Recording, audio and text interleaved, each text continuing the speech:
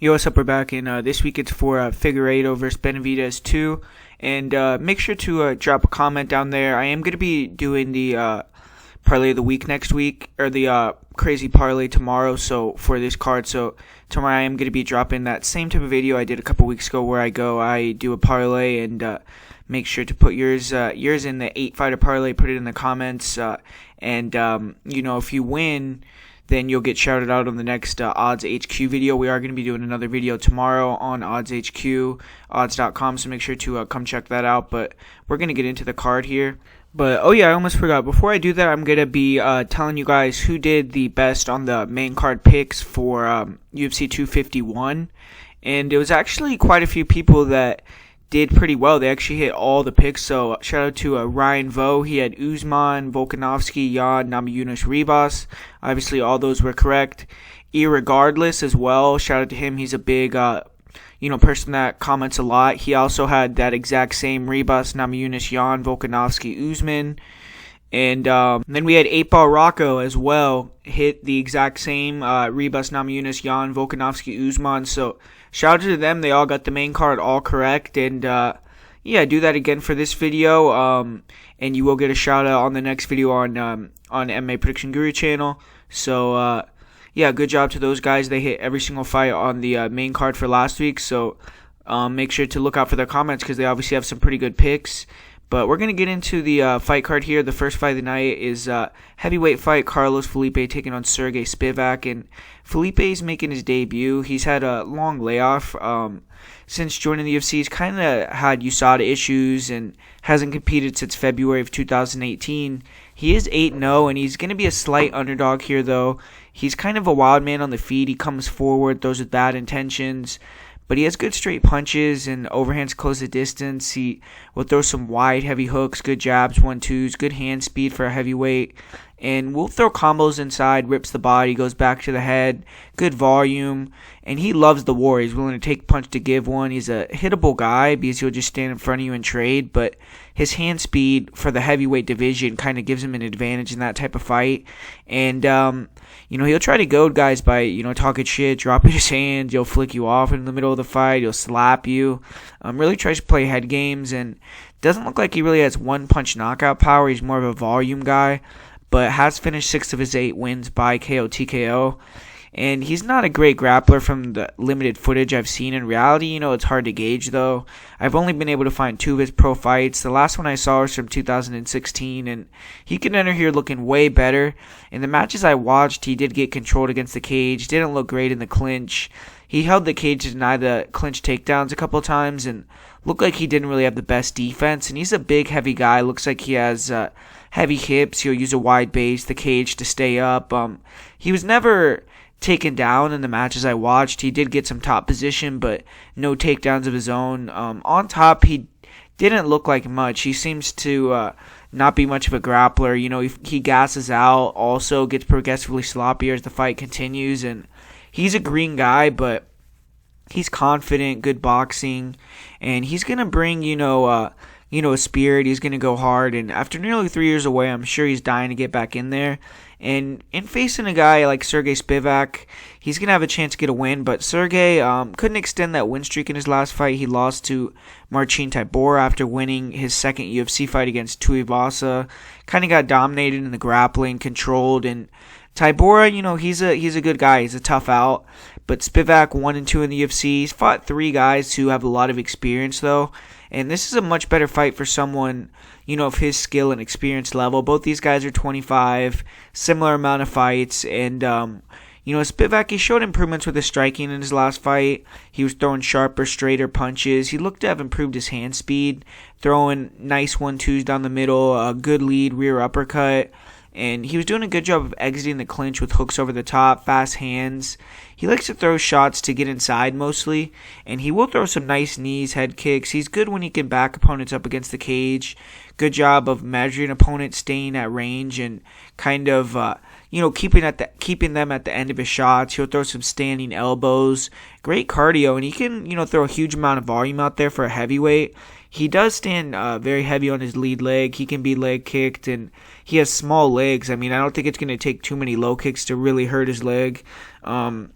he's hittable, and he'll just back up and shell up against the cage. That's how he got overwhelmed by Walt Harris. He really isn't a power guy. He relies on volume, pressure, and being a quicker heavyweight. He does have 5 wins by TKO, and he's going to want to try to grapple heavy in this fight. He's proven he has the cardio to grind for the heavyweight division, and in Spivak's match with Tai Tuivasa, he landed some nice throws in the clinch. He was able to land some well-timed double legs off of Tuivasa's low kicks, and he wasn't able to control position early on, and sometimes he can make some bad decisions. He'll go for low percentage submissions like scarf holds, which I don't really like to see. It's low risk, or it's low percentage, and it risks you giving up your back. Tuivasa eventually did get very tired in the second round, and Spivak took over, found that arm triangle, took him out, and he can go. He has good enough cardio to get multiple takedowns in one round. He's a small fighter for heavyweight, and that can be a positive in terms of the cardio, but he got mauled in his last match against a bigger guy in Tybura. Tybura was able to land a couple takedowns, just controlled him on top, held him against the cage, and Spivak looked a lot smaller, just couldn't get Tybura off of him. Tybura, was able to get his back at one point, largely dominated him when he was in top position, but in this fight, Spivak is going to be the one that has, a big advantage on the ground here, and probably in the wrestling, and because of that, I'm actually going to take Sergey Spivak. I'm not, a super fan of his, but I think that he's probably going to be able to use his grappling to tire out Felipe, get him on the mat, and I don't know about Felipe's ground game. I mean, maybe his ground game is going to be a lot better than I think, and when Spivak takes him down, he's going to be able to do some things, but not really what I saw on tape. So I'm going to say that Spivak is able to control him in the clinch, eventually take him down, tire him out, and probably find a submission on top. So I'm going to go with Sergey Spivak here to get the victory. And up next, we have a really interesting fight. We got the young guy, Arman Tsarukyan, taking on Davi Ramos.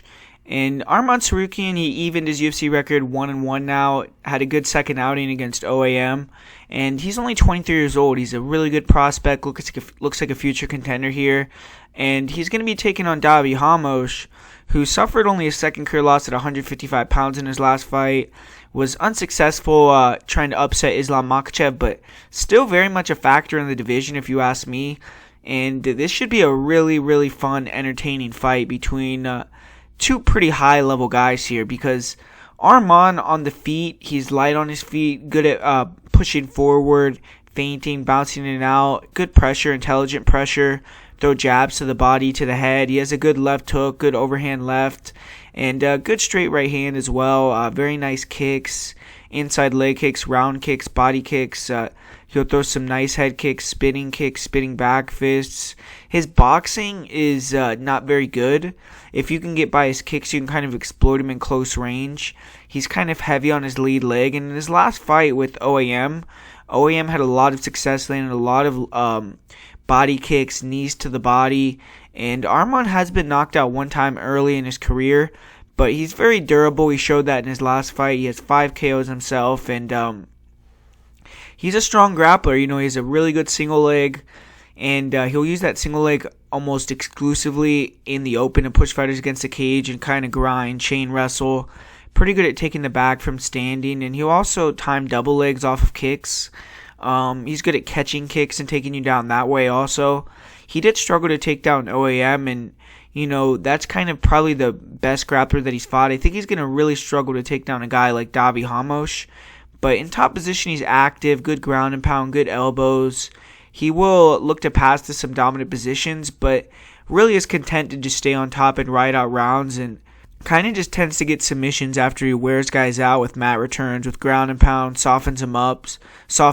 And, he has really good defensive grappling, really good takedown defense, really good scrambles, very hard to hold down, very little weaknesses. He's a very well-rounded guy. He has 5 submissions, and it's going to be interesting to see if he wants to take down Ramos at all or not, because that's a risky proposition there.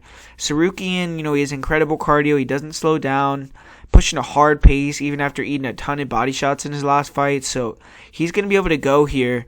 And Davi Ramos, like I said, he suffered only a second loss here for 155.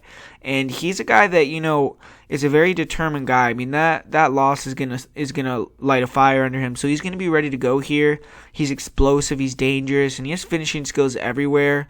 He's a little tank, man. I mean, he's always marching his opponents down. He's a short and compact guy. He can close the distance, land left and right hooks over the top, overhands, and he likes to try to throw a overhand right or a jab and then follow that up with the left straight. He has big power in his kicks, really nice body kicks, really nice low kicks. He should be more active with this kicking game, in my opinion. He kind of likes to hang back and counter a little bit, and doesn't use a lot of footworks or feints. Just slowly walks you down, tries to cut you off, make the cage small, and he tries to get you to throw so he can counter with a big flurry. And when opponents are pressuring him, he has no problem letting his shots go. He'll throw heavy hooks, overhands, decent head movement, nice powerful jab, and nice step in knee. He has a nice uppercut left hook combo. He'll throw some flying knees. And he's improving every fight with the stand-up. In his last fight with Islam had a really good game plan. He was just pot-shotting Davi from the outside with straight shots. He was landing jabs, clean crosses, 1-2s. And, Davi was able to drop Islam with the short left hook, but kind of just couldn't corral him, and Islam was just a little bit too long and a little bit too good with his straight shots for Davi. Against Chris Grutzmacher, he was hit with some solid shots. He got a little bit tired in that fight. And Ramos only has 1 TKO, but definitely packs enough power to finish a fight. I mean, club and sub you or take you out just with the strikes. And he has a strong chin. I mean, he's never been finished by strikes. Davi, as a grappler, he's a multi-time ADCC submission wrestling gold medalist. He's a black belt. He has some of the best jiu-jitsu in the sport, and he's not a bad wrestler. He does a good job mixing up his takedowns. He does a good job catching kicks, countering with punches, or getting the takedown, and he has a decent double leg, but it can be a little bit telegraphed. Good body lock trips. He has a lot of strength in the clinch. He lands some nice knees there, controls opponents, and in top position when he can get there, he's very heavy, great pressure, really good passing ability, and he likes to get to side control, look for those arm triangles. He's always looking for the submission, and he's good at keeping position, using ground and pound to pass effectively. He's never overzealous, and when he can posture up, he lands heavy shots. If he gets your back, it's basically game over. He has a good guillotine, and he's just overall a very dangerous guy with the submissions. His takedown defense is pretty elite too. Islam was not even close to being able to take Davi down. He did flash Ramos and drop him with a knee in the third round, and after being hurt, Davi was still threatening from his guard with the arm bars, but Islam was able to control him for a good period of time. Davi does have 7 submissions. He's never been submitted. He's never even been finished in his career. And I would say his cardio looked better than ever in his last fight. I think his cardio is going to continuously get better as he gains experience in MMA. And I think this is a very close fight. Davi Ramos, he's a bad motherfucker. And Arman, he's the next generation guy on the feet. I do think Arman is the slicker striker, but he likes to fight. He likes to bang. He enjoys getting hitting back. And he has a great chin. He had a clean knee to the chin versus OAM. I just think that to beat Davi, you're going to want to pot shot, move, be smart like Islam did. You can't trade with him. Arman is a young guy. I'm not sure he's going to be able to stay disciplined. I don't see Arman being able to take Davi down. I think Davi actually has a better chance of getting takedowns than vice versa, even though I don't think Davi will get takedowns either. I think Davi has a real chance to get inside, get a club and sub after hurting Arman, or get the back somehow and sub him. I'm going to take Davi here by second round finish. I'm going to say he drops Arman and then submits him here. Up next, man, this fight's awesome right here. The flyweight fights on this card are freaking awesome, man. And we got 2 debuters here, Amir Albazi, Malcolm X Gordon. And Amir Albazi enters the slight favorite, and he's a Swedish fighter, but he's fighting out of London Shoot Fighters. So he's training out there in England, and he's competed in big promotions like Bellator, Brave FC. His lone loss is to Jose Shorty Torres, who fought in the UFC. He's an ATT guy. And Albazi, not the greatest striker. He's a big guy for the division, pretty athletic, but very hittable. His offensive striking isn't very good, or isn't bad, actually. He tries to stay very loose. He's rangy, decent movement, and he'll throw some long jabs, 1-2s. He has a good lead uppercut. He hurts guys with that. He'll attack the body to set it up, and he's fast. And when he can pot shot and move, his striking is pretty effective. He'll throw a lot of front knees up the middle, some good round kicks, some good front kicks, some spinning attacks. The issue with Albazi's striking is he drops his hands, he floats his chin. He's there to be hit flush, and he's been dropped and hurt because of that. He's been dropped more than once in the first round against Jose Torres, and he does recover quickly. He looks durable. He's a tough guy. He has no quit in him, but, that's an issue against a guy like Malcolm X Gordon. Albazi looks like he hits hard himself for the division. He has 4 knockouts. He is a grinder. He's a very good grappler, very good timing on level changes. He's fast. He's explosive. Nice singles, nice doubles. He's good at using the double to come up into a body lock and hit trips, kind of like Volkanovski did against Max Holloway. And he's good at hitting body locks off the cage. He's good at jumping on the back from standing. I've seen him, have a couple of his takedowns reversed with the whizzer and put him on bottom. But he looks very hard to hold down, and you'll scramble back to his feet pretty well. On top, he's heavy. He likes to get to side control. He'll just land short shots until he can force fighters to give their backs. He'll attack the arms. He has a really good Kimura. He likes the north-south. He'll look for inverted triangles, north-south chokes, and he's a good back taker. He's a finisher from that position. He's long. He'll get the body lock. He just backpacks guys. And he was able to stay on Jose Torres' back for the entirety of the second round, and that was a competitive matchup between a good guy. Albazi is very aggressive. He looks for the finish once he gets the fight to the ground. 7 submissions, and he's finished 11 of his 12 wins. He's only 1-1 in decisions, so once it hits the scorecards for Albazi, he's not that good, but he has no issues pulling guard, very dangerous guard, long limbs. He'll throw up arm bars, triangles, really nice Kimura from inside his guard, and he's very good at controlling wrists, throwing elbows, just stymieing his opponent's offense and being effective. Good sweeps. He's a serious grappler. He's never been finished. His cardio is I would say not terrible, but not the greatest. And when you look at his opponent, Malcolm Gordon, he's also going to be making his debut, and he's been having a lot of trouble getting fights lately. Since defeating Yoni Sherbatov, he's had 4 fights canceled, all due to events being postponed, and he hasn't fought since April of 2019. He's on a nice run of late, though. He's won 7 of 8, 4 in a row. And he's on a nice, win streak in terms of the fighters that he's been fighting as well. Decent competition.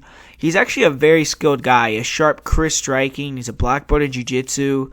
Tall, long, good frame for the division. He has a really sharp jab, really nice straight punches, really nice 1-2. His straight right hand is nasty, really fast hands, really sharp counters. He'll slip and counter with the straight punch down the middle. He'll slip and counter with these nasty left hooks.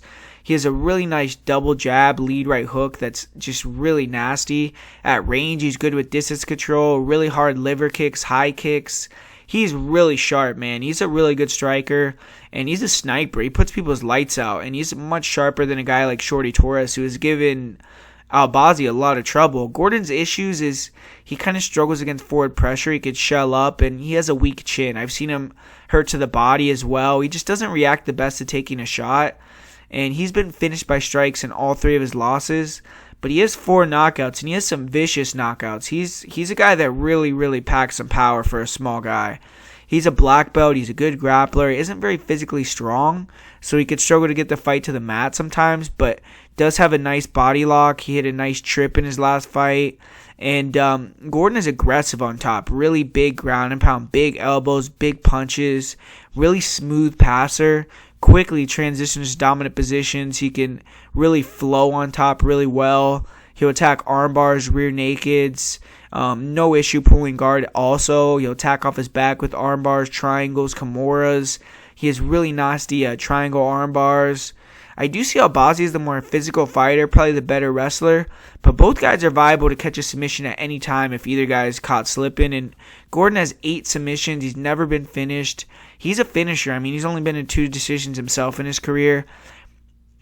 Man, this is a badass fight. Both these guys are super good. I think on the feet early on, Amir has to be very careful not to throw naked kicks, overextend. If he does, I could see Gordon taking him out in the first round by knockout. I mean, I think he might struggle if Albazi could pressure in the clinch, get on top. And if Albazi clips him with one of those big overhands or uppercuts, he may get stunned, but Malcolm Gordon is just dangerous freaking dude. I like his style. It's hard for me to pick against him here. I'm going to pick him. I'm going to pick Gordon.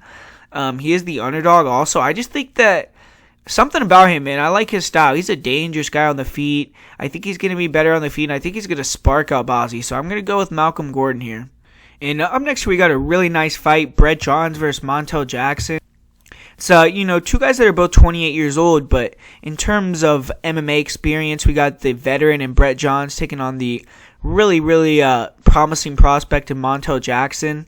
And when I look at this fight, I mean, all the physical advantages are going to be to Montel. He's going to have a big height advantage, 5.5-inch reach advantage. He's probably going to be the way faster guy, the way more athletic guy. And on the feet, I mean, I think he's going to be able to pot shot Brett Johns all day, hit him with those front kicks up the middle, front knees, the straight punches. Just try to finesse him, stay fast, stay sharp. But he can't give Brett Johns any openings to close the distance, come over the top of those big hooks that Brett Johns likes to do. Brett Johns is a dangerous guy. He doesn't give an inch. He's going to be in there trying to cut the cage off, force Montel into a brawl, go for takedowns, be aggressive. And Montel's going to have to deal with that. So he's going to have to be ready to stay sharp for 3 rounds. He can't be lax with a guy like Brett Johns. Even if he's beating him up on the feet real bad, Brett Johns could land a bomb. He could put something into a shot, hurt him, and submit him. So Montel has to be very sharp, very active. And in terms of his takedown defense, I mean, Montel's elite with his takedown defense. He was taken down a lot by Ricky Simone, and that was his one loss. But Ricky Simone, I mean, that guy's a dogged wrestler. That was earlier on in Montel's career as well. And Montel showed some great ability to stand up off bottom in that fight. Was never really seriously threatened. If he does get taken down by Brett Johns when he's tired in the later rounds, I will be a little bit worried about that. But all in all, I just think that Montel is going to be able to pot shot Brett Johns from the outside, keep him at a distance, keep the fight on the feet, and just be the better striker, the cleaner guy, the more athletic guy. He hits it really hard, man. I mean, I think Brett Johns he's going to take a lot of damage here in this fight. His last fight, he did come back at the victory, but Tony Gravely is a guy that gave him the fight exactly that he wanted. They grappled, they had a scramble fest, and Gravely was doing very well in that fight before he got submitted. That was a guy has even less experience than Montel, who's been submitted a lot of times. I think that Montel, he should get the win here. He should get it done, but it is a closer fight than I think the line indicates, but I do like Montel Jackson.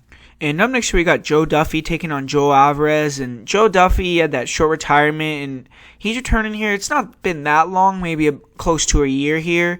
And he's still in search of his first win since 2017. He's taken, some long hiatuses throughout his career, even besides this one. So he just hasn't really ever found his footing in the UFC. He's never gotten any momentum.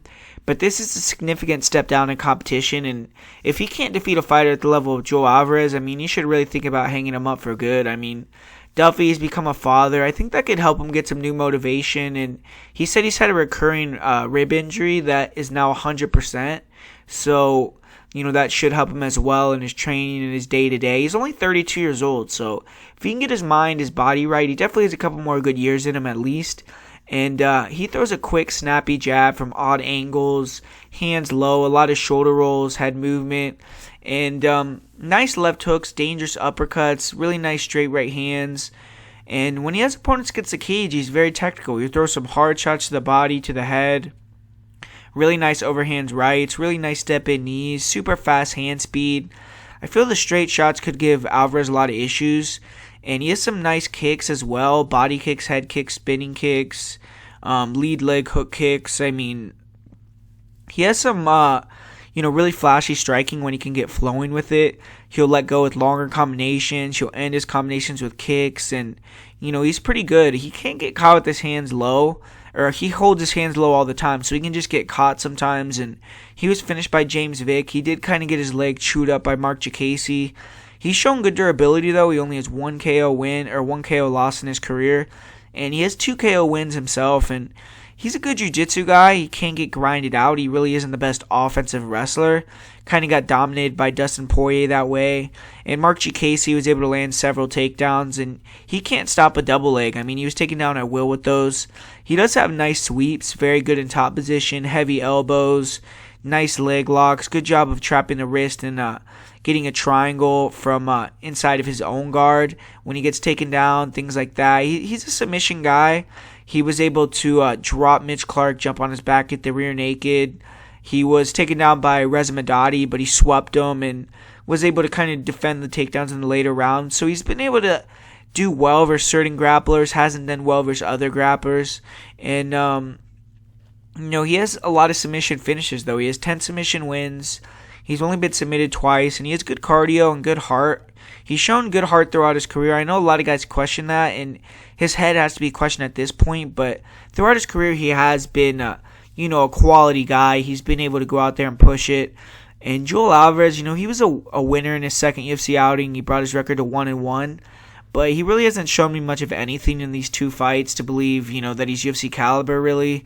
He's lost all 4 rounds he's completed in the UFC, and he was on his way to losing a 5th consecutive round in the second to Danilo Bilardo, but Bilardo got a little bit sloppy there and got swept, got finished.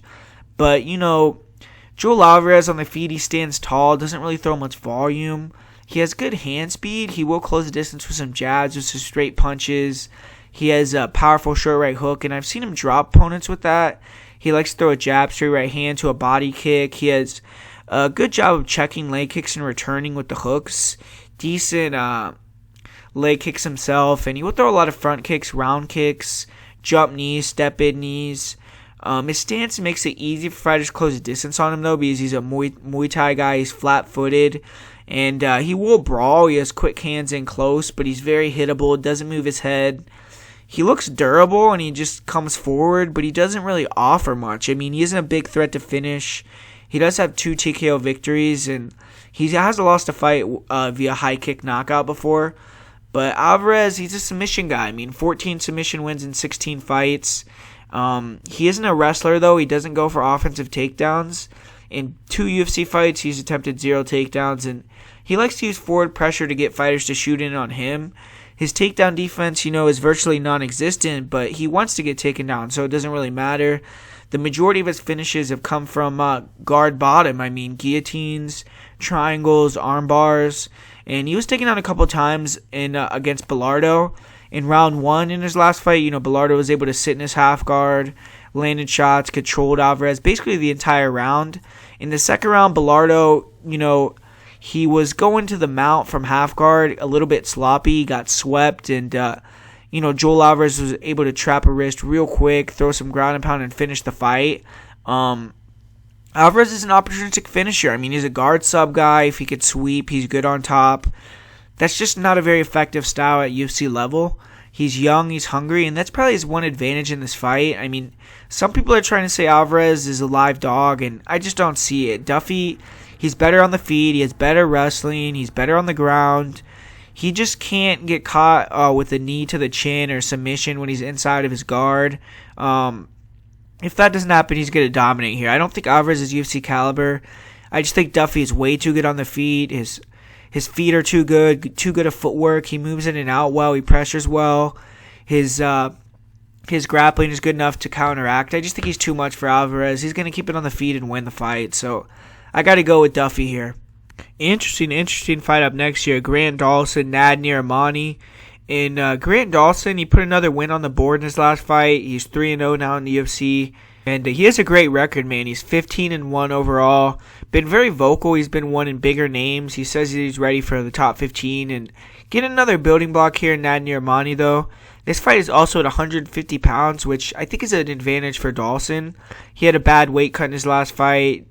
He missed weight, so having 5 pounds less to lose is good for him. Dawson's striking isn't the best. He does have a pretty good jab. He'll throw some heavy low kicks. He's good at slipping a punch and landing a left or a right hook or an overhand. He'll also attack the body off of slips, and he likes to pressure heavy, come in with some power hooks, with some overhands. He'll throw some front kicks, some round kicks to the body, and he does have a dangerous knee up the middle. He'll throw it to the body, to the head. It looked like he kind of flashed Julian Erosa with the knee and hurt him a little bit, and he does have a chin. I mean, he'll come forward and take a shot to eat a shot, but he holds his hands low, he stands tall, he's hittable.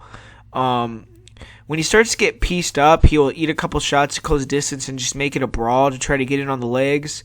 And he's a determined, hard-nosed guy. He's going to continue to keep coming unless you take him out. And he looks like he has power in his hands. but doesn't really throw with bad intentions, it doesn't look like. I mean, he's only throwing to close the distance. He has 3 KO TKOs, and he was knocked out with elbows to the side of the head in his lone loss. But, man, I mean, he's the definition of a grinder. He wants to do one thing. He wants to put guys on the mat, and he's good at using his strikes to create clinch opportunities. He'll cross the distance with the overhand and fall into the clinch, and he digs underhooks well. He'll push guys to the fence, and he's tricky there. He's really good at using the fence to push off to create openings for takedowns or take the back, and great timing on his singles, on his doubles. He can chain wrestle. He has great wrestling cardio, and he can grind for all 3 rounds. Once Dawson gets on top, he's really good. He has great control, really good ground and pound, and when he can transition to a dominant position, he's a finisher. His main specialty is taking the back, and once he has the back, he's dominant. He'll get both hooks, he'll flatten guys out, he'll soften them up, and he'll choke them out, and he has 9 rear naked chokes. He did struggle a little bit with the long limbs of Julian Erosa. He got threatened with a triangle or two, couldn't get up off of his back, or couldn't get as much ground and pound off as much, and Julian Erosa was able to get up off of his back a couple times. Against Derek Minner, he did survive a deep guillotine attempt, and Dawson, he's been close to being submitted a couple times, but, he's shown good, calmness and capability to get out, good submission defense, and he has 11 submissions of his own, and he breaks guys. I mean, his pressure, his pace, his wrestling. But this is a hard matchup for Dawson, and if he can get a win, he'll prove he's the real deal here, because Narimani, he is looking to bounce back. He had a bad loss there. He got knocked out by Mike Grundy, and he still has a stellar 2-1 record in the UFC, and Dawson would be a huge win for him, so he's going to be motivated. Narimani, he's steadily improved. He's upped his striking game throughout the years. He's a pressure fighter on the feet. He cuts the cage off well, good in and out movement, good fakes, good feints, good false starts. He'll throw a double jab, straight right hand, good check left hook, and he has a hard right hook. He'll throw some heavy hooks in the pocket, and he was landing a really nice lead uppercut, straight right hand combination in his last fight. He throws a lot of leg kicks, a lot of body kicks. He'll throw a nice front snap kick to the body, to the head, and sometimes he'll get wild with flying knees, with flying kicks. His striking defense has improved a lot, but he could still struggle to find his range at times. He's a short reach for the division, and he could struggle with that. He can enter range with his hands down and chin high, and when he gets too excited, like when he rocked Mike Grundy in his last fight, he was looking for the kill, he got sloppy, got countered, and he ultimately got TKO'd. But Narimani has an amazing chin. I mean, he got cleaned right on the temple when he faced Grundy, was able to recover very quickly, and he was finished while he was still on his feet. He never actually went out, and that was the first TKO loss of his career. Narimani isn't a power guy, only 2 TKOs of his own, but he's a bruiser. He's a strong guy for the division. He's strong in the clinch. He gets double underhooks and slows down the fight against the cage. Compact, powerful frame, and he likes to use his pressure and in and out movement to pull guys into takedowns. Really good timing on his double legs, and once he gets fighters to the mat, he has a heavy top game, strong control. He'll win rounds and fights through top control. He looks to take the back, but doesn't really have the best jiu-jitsu. He struggles to stick the submission. He got shucked off the back against Kali Taha, and Narimani, he does have good takedown defense. He has a really nice sprawl, and if you try to take him down in the clinch, he's just very physical. He was taken down one time against Mike Grundy by a single leg, but Nad was able to pop right back up. And Grundy is an elite wrestler, so that was good to show he could make it a stand-up fight in that one. Narimani does have 5 submissions, but I don't think he's going to be looking for one here. I did say his jiu-jitsu isn't the greatest. He is a black belt, but just from what I've seen in MMA, I mean, I think Dawson has the better submission game. Narimani, he's going to want to have the same game plan here that he had in his last fight. Keep it on the feet, outstrike Dawson. He's a tough dude, great cardio, will to win. He's a competitor. He's not going to back down. It should be a tough, gritty fight, but I'm going to go with Grant Dawson. I think Dawson throws more volume. I think his front knees up the middle have a chance to pay dividends here. He can't stay in boxing range and trade with Nad, but he's going to have a reach advantage. He's going to have a kicking advantage. He needs to be all the way out throwing kicks, jabs, crosses, knees, or in the clinch, getting takedowns all the way in. Nad needs to use that smart, intelligent pressure, cut the cage off, force Dawson backwards, and make him trade in a phone booth, and deny the takedown attempts, look for those counters. He has to stay off his back, but I think that's why this is a tough matchup for Dawson, because Nad is hard to take down and hold down, and if Dawson can't take him down, it could turn into kind of a 50-50 proposition. I think Dawson is just tenacious, though. He's willing to eat shots to force a pace and just kind of attack the body, use those knees, just melt guys.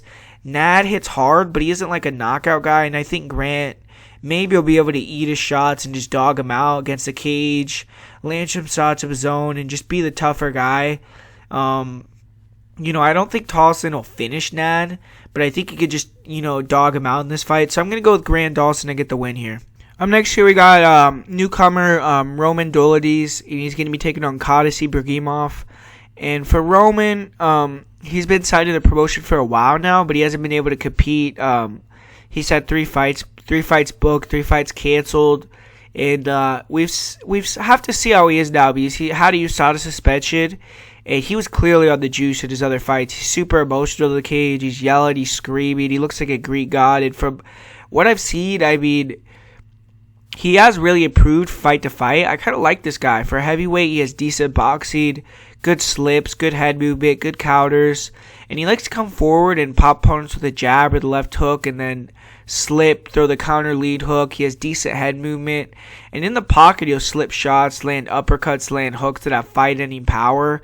Very willing to just engage in a brawl and go blow for blow, and his propensity to do that will probably get him KO'd eventually, but I mean, he's a bit stiff in exchanges. He got wobbled a couple times in his last fight. He can get a little bit wide with his hooks, with his overhands, but it makes him dangerous. I mean, his last fight was a war. He showed really good cardio. He was pressing the whole fight, walked his opponent down, and in the 3rd round, he landed a nasty spinning back fist and finished him off.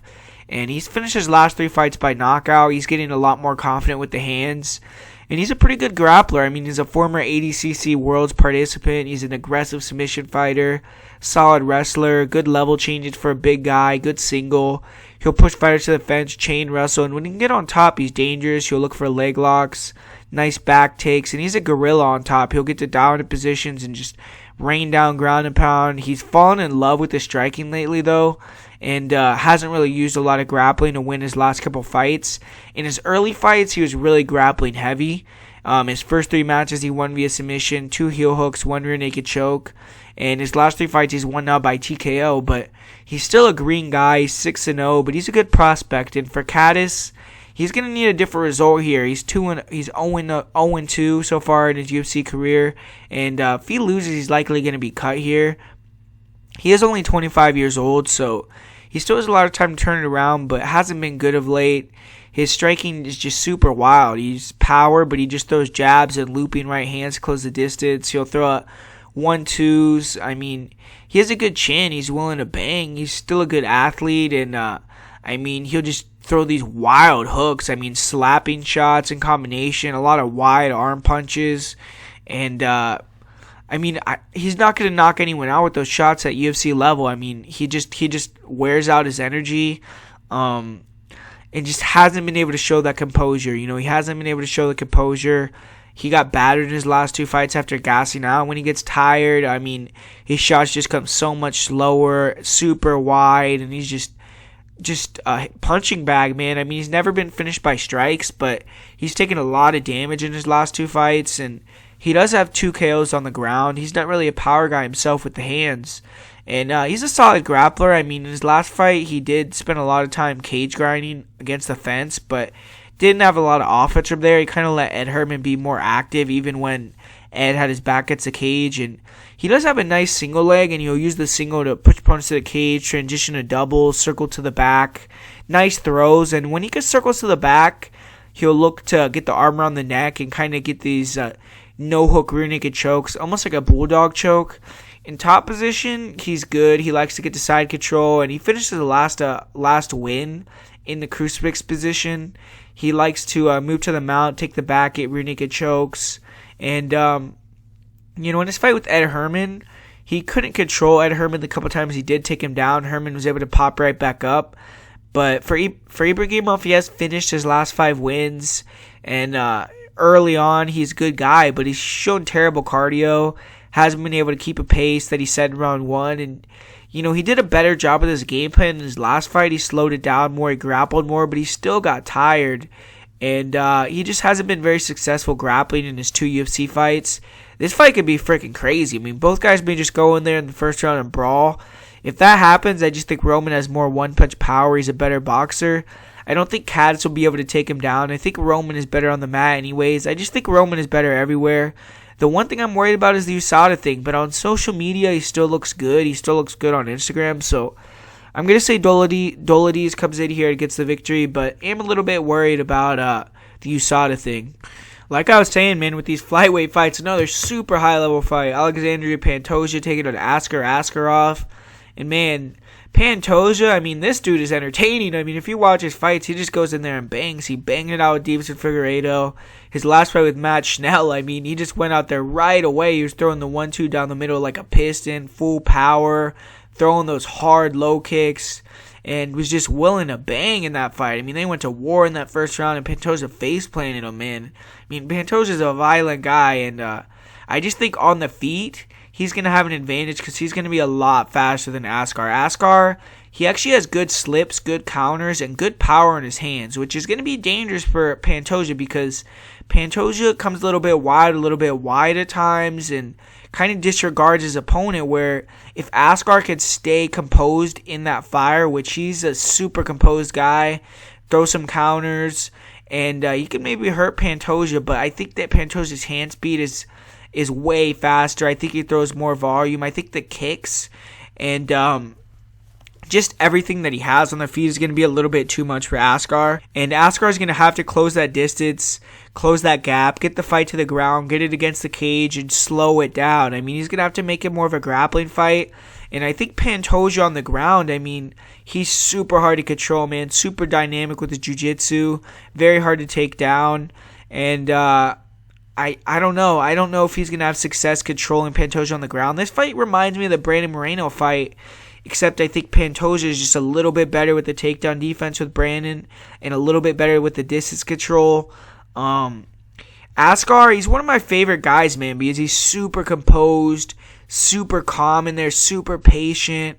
He has a game plan that he can really, really use really well. He's well-rounded, and he's a round winner. I just really like him. I think he's really good. He's good off of his back. He's good on top. But I just think that against a guy like Pantoja just has that dynamism about him. He's a little bit more dynamic. He's a little bit more dangerous. He's going to be I just think he's going to be able to do a little bit more out there. He's going to show a little bit more. Both these guys are freaks, man. I mean, they don't slow down. They're durable as hell. I think this is going to be an awesome fight. I think it's going to be super high-paced.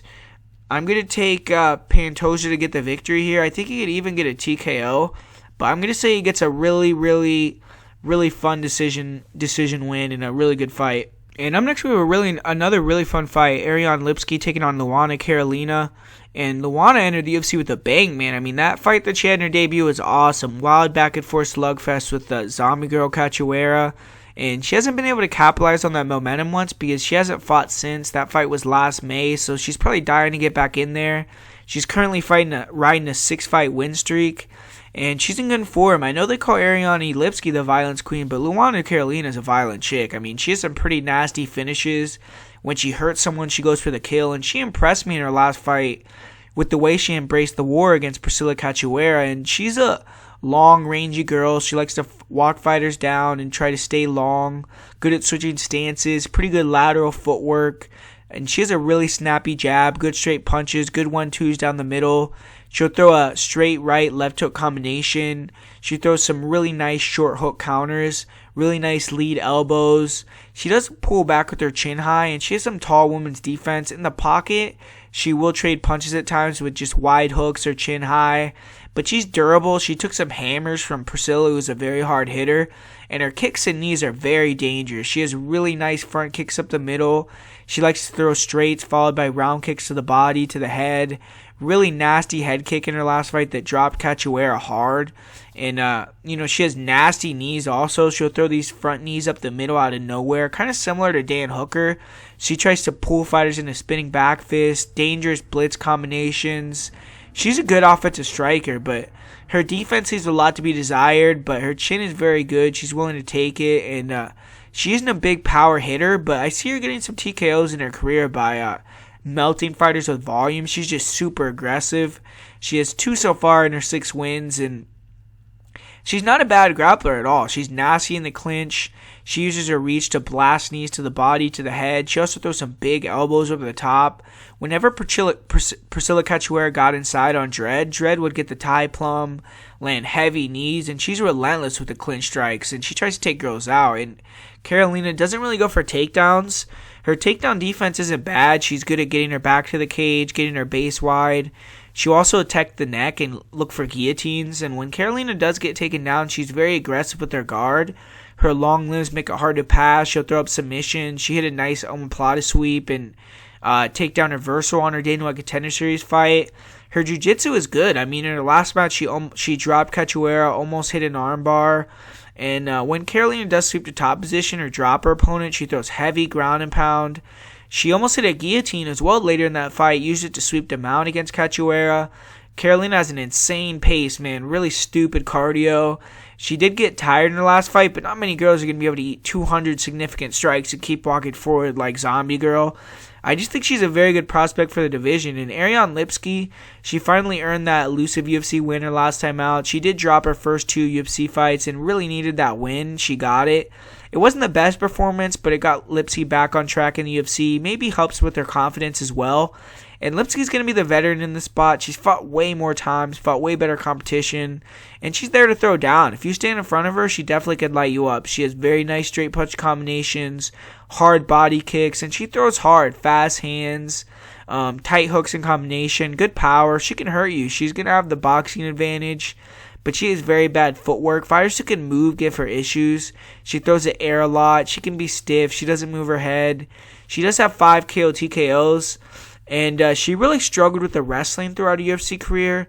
She doesn't have good takedown defense, has weak submission defense, and she can't get up off her back. She lets fighters get to dominant positions, take over the fight. She did show some improvements versus De Padua, but she was still taken down and controlled. In this fight, I definitely think Carolina is the better grappler, but I don't see her going for takedowns, so it's probably going to be on the feet. Lipski just has 2 submissions. Her cardio isn't bad, and maybe she's going to be more confident now that she has a UFC win. But I got Carolina here. I think she's going to be moving, making Lipski miss and pay.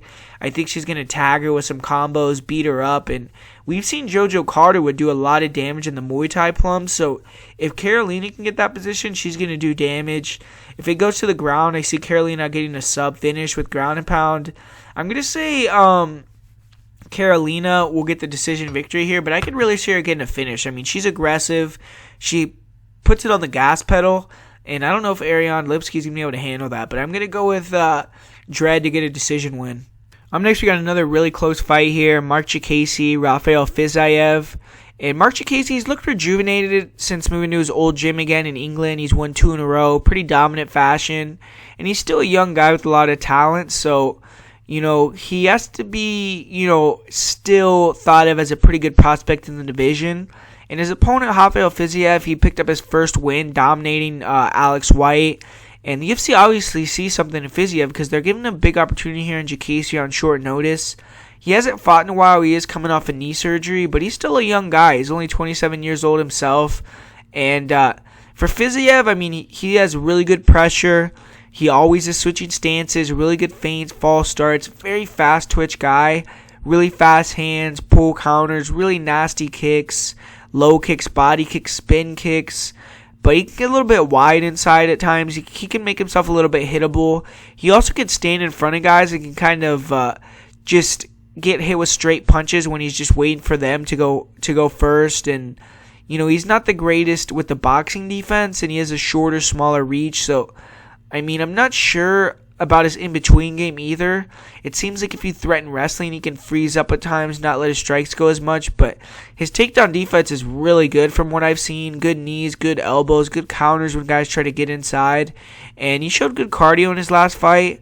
For Diakiese, I mean, he's a long guy, he's rangy, he's technically sound, good straights down the middle, good side kicks, good front kicks, really nice low kicks, good reach, good double legs, and he's going to need to mix it up here. Use a lot of straight punches, a lot of kicks, try to control the center and get takedowns, stay confident, and he's going to have to just try to just when Rafael is just standing in front of him, he has to touch and move pot shot. He can't stay there. He has to pull him into takedowns. Once Rafael gets a little bit more frustrated, a little bit more, aggressive, that's where he can maybe hit some takedowns. But I'm going to go the other way here. I'm going to go with Fiziev to get the win here. I've seen Marc Diakiese struggle with forward pressure more than once in fights. I think that, if you're expecting Marc to come in here and turn into a wrestler, that's not really his style. So I think that Fiziev is going to be able to check the kicks that Marc throws. I think that he's going to be able to walk him down, and I think that he's just going to be the better kickboxer. So I think it's going to be a fun fight. But I got Rafael Fiziev to get the victory here via TKO or via decision. And up next here, we got the co-main event. Really interesting fight. Jack Hermansson, Kelvin Gastelum. Both these guys are going to be looking to rebound here. They had bad performances in their last fights. Kelvin actually has 2 losses in a row since he has the loss to Israel Adesanya as well. And Hermansson, he had that big win streak. Then Jared Cannonier kind of went in there and kind of dominated him a little bit. But Hermansson, he's going to be the way bigger guy in there. Big reach advantage, big height advantage. And he's probably the more athletic guy. He has better movement. He's long. He's rangy. He's going to be in and out, throwing a lot of kicks, good straights. And he actually has good head movement. He's, decently hard to hit. I will say, though, this is probably the best boxer that Jack Hermansson has ever fought. But I think that, his range, his fakes, his feints, his false starts, his long-range attacks are going to be able to kind of frustrate Kelvin, keep him at bay, because Kelvin is predominantly a boxer. We've seen him throw some nice head kicks. We've seen him throw some other stuff, but his wrestling, he kind of abandoned that, and I think he's not going to want to grapple with a bigger guy like Hermansson anyways, especially when I think Jack is going to be looking for a lot of takedowns in this fight. And Kelvin, he's just too one-dimensional for me, man. He's going to want to box in this fight, and I think Hermansson, unless he doesn't get clipped by a big shot from Kelvin and get knocked out, I think he's going to be able to hit his takedowns, and I think that on top, he's just going to be too big a guy. We've seen Chris Weidman really use his length to his advantage, get takedowns in the clinch, get takedowns, and once he gets on top, just use that length, stay long, use that cross body, and just try to just bully a guy like Kelvin who's not that big of a guy. And I don't know, man. I just think that this is kind of a tough matchup for Kelvin Gastelum with the size, with the grappling, with the game plan that Jack is going to want to do, because Jack has really fast feet, and I don't think he's going to be there for Kelvin to hit as easy as Kelvin thinks he's going to be. And I think that he's going to be able to duck under some of these big shots from Kelvin when he loads up, hit some takedowns. I think he's going to dominate on top, and I actually think Hermansson is going to win this fight inside the distance. So I just think this is a tough matchup for a guy like Kelvin, man. I think Kelvin is going to struggle in this fight. I'm a really big fan of Kelvin Gastelum, so I kind of hope he goes out there and maybe catches a flash knockout or something. But I kind of feel like Jack Hermansson should get it done here. I like him here as a play, and I think he should get it done. And up next here, we got the main event, and man, I just rewatched this fight, the first fight. That was an awesome freaking fight, man. That was a really good fight. The first round was badass. Benavidez was coming hard. I thought Benavidez clearly, obviously won the round, but there was a lot of interesting things about that round. First, we saw that the guy that was going forward was always winning the fight. When Joe B was going forward, he was landing some big overhands, some big hooks, clean shots on Deiveson Figueiredo. He looked like he maybe hurt him a couple times, but the main difference that I saw in that fight is when Deiveson went forward and he was pot-shotting him, he was landing those shots, he was really making Joseph Benavidez feel it. You could see Joe B was feeling those shots. He was getting hurt by those shots. He was getting stunned. And just his style, man, the way that he's always just blitzing in with his hands down, throwing these wide, crazy, wild hooks that, unless he just catches Deiveson Figueiredo, man, Deiveson is going to be able to do his thing, pot shot from the outside, and, probably eventually catch him when he's coming in and knock him out. Or just, I think he's going to really want to up that forward pressure. But the thing about it is, I mean, Deiveson, like everyone knows, he struggles with the weight cut. He missed weight last time, and he's only going to be getting in here a couple days. I think he got in there Tuesday, Wednesday. So he only had a couple days to cut weight, a couple days to acclimate to Abu Dhabi. So I actually did think that he was looking like he was slowing down in that second round of the fight with Joseph before he caught the finish. So, I mean, I think that the odds are a little bit off. But another thing that we did see that's very, very interesting, because we didn't see a lot of grappling, but when Joseph did go for a takedown, one time Deiveson was able to deny the takedown, almost took Joseph's back. Another time, he hit that armbar, almost finished the armbar on Joseph, had his arm basically fully extended, and Benavidez was able to, scramble out like he always does. I mean, he's one of the best scramblers in MMA history. But that was telling, man, because if Joseph can't hide on the ground either, if Deiveson has made that much improvements to where he's throwing up real crazy arm bars, he's creating crazy scrambles, and, kind of not allowing Joseph to rest anywhere, he's dangerous, man. And I mean, I don't know. I just think this is a bad matchup for Joseph Benavidez. I do feel like if he could start to extend the fight, he's going to have a big advantage. But, man, I mean, Deiveson just looks like he has his number, man. I mean, just the styles, the way that they match up. Deiveson is a pinpoint guy. He's a guy that's huge, that has one-punch knockout power, throws straight crosses down the middle. He throws really nice pot-shotty punches. And Joseph Benavidez is a guy that's always coming in with his chin high. He's too hittable, man. I want Joe B to get the win. I want him to be able to go in there and say he's going to grapple heavy, get the win that way. But it looked like, he struggled with the submission game of Deiveson as well. So I think there's only two paths to victory for Joseph, which are to extend the fight or just catch a big shot and knock him out. But Deiveson looked very unaffected by Joseph's punches in the first fight, and Joseph looked way more effective from the punches of Deiveson. So, I mean, I don't know. I think that Deiveson has his number, man. I think Deiveson is going to be able to finish him again. I mean, I think it's a good bet. Minus 175 fight doesn't go the distance, because I don't see this fight going to decision. Those guys are fighting at a crazy pace. Now they don't like each other. Joe B seems like he's emotional coming into this fight. So I think Joseph might be willing to trade with him and get sparked, man. I think he might get knocked out bad. But, yeah, I don't know. I mean, if Joe B could extend it to the third round, then I think he could finish Deiveson in the fourth or the fifth or even the third. But I'm going to go with Figueiredo to win inside of 3 rounds here. And I'm just going to do a play of the week for this card. It's just going to be play Jack Hermansson straight. He's, I think, minus 110 on a lot of books, so it's even money. Not a big fan of parlays on this card. I think this fight card is going to be really crazy. I think there's going to be a lot of awesome fights. But that's going to be my play this week. It's going to be Jack Hermansson, just a straight play. And thanks for watching, guys. Make sure to write down who you guys think is going to win, what you guys think about the card, and what you think I could prove on the video, everything like that. So thanks for watching, guys, and I'll talk to you guys soon.